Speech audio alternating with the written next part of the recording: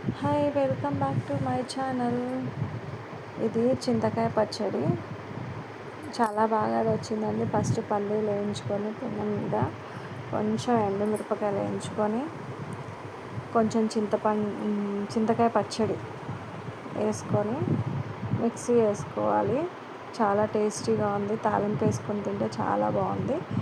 ఇది నేను ఒక యూట్యూబ్ ఛానల్లో చూసాను. చాలా టేస్టీగా వచ్చింది. చాలా బాగుంది. చాలా బాగా వచ్చింది. ట్రై చేయండి. ట్రై చేసి చేసుకోండి. Please subscribe to my channel. Subscribe చేసుకోండి. చాలా బాగుంది. ట్రై చేసి చెప్పండి ఎలా ఉందో కామెంట్ చేసి చెప్పండి. చాలా బాగుంది. చాలా బాగా కుదిరింది. చాలా బాగా వచ్చింది.